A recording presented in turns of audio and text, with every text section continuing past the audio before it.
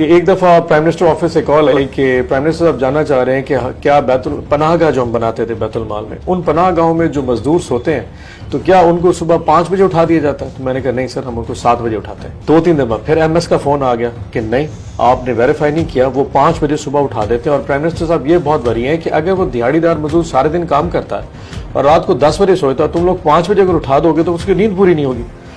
میں نے انہوں نے کہا جی اچھا میں چیک کرتا ہوں۔ اب مجھے سمجھنے لگے اس کا طریقہ کیا۔ تو ایک دفعہ میں نے کیا کیا کہ میں بھیس بدل کے داتا دربار لاہور پناہ گاہ چلا گیا۔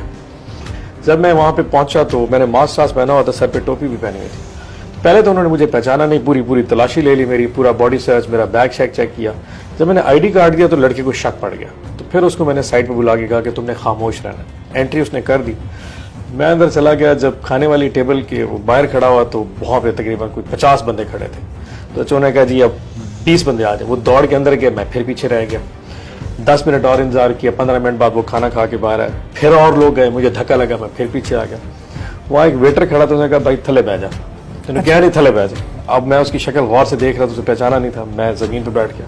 تھوڑی دیر مجھے کہتا ہے سائڈ دے ہو کے بیٹھ جا، سارے جڑے نا سالن تیرے ڈول جانا چاہے۔ میں حیران پریشان۔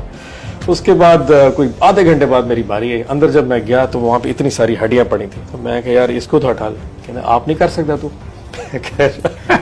اب مجھے آہستہ آہستہ ساری فلم چلی تھی کہ پرائم منسٹر ساری چیزوں کا پتہ تھا، اور میں بیت المال کا ایم ڈی ہونے کے باوجود میرے نیچے ایک ادارہ چل رہا ہے اور مجھے اس میں اندازہ نہیں کہ کتنی کمی بیشی ہو سکتی ہے۔ میں برداشت کر گیا۔ خیر میں نے کھانا کھایا۔ رات کو جب میں جا کے وہاں پہ اپنے کمرے میں جس جگہ پہ لیٹ گیا تو اس کے بستر، اچھا آپ نے رات وہی اسٹے کیا؟ ہاں رات کو جا کے اسٹے۔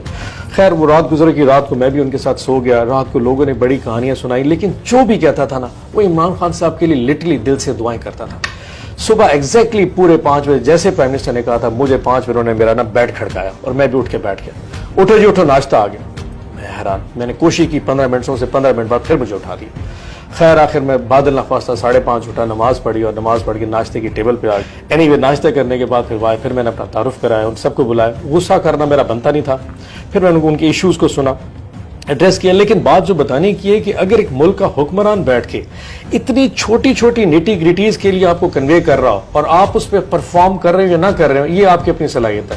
سو میں خود کو بہت خوش قسمت سمجھتا ہوں کہ میں ایم ڈی بیت المال تھا اس حکمران کے نیچے، جس کی روح، جس کی سوچ ہر اس شخص کے لیے۔ تو مجھے وہ ریاست مدینہ والا جو کانسیپٹ دیتے ہیں، اتنی کہانیاں سنا سکتا ہوں کہ ایک دن پرائم منسٹر صاحب پنڈی ایک بازار سے گزرے، ایک نومبر کی رات تھی اور ان دنوں سردی بہت پڑی، تو مجھے ایم ایس کا فون ہے کہ پرائم منسٹر نے کہا کہ میں نے اس پل کے نیچے بہت سارے لوگ سڑک پہ سوتے دیکھے۔ تو میں نے کہا سر اس کے ساتھ جو پناہ گاہ ہے وہ 100% چل رہی ہے، وہاں سپیس نہیں ہے۔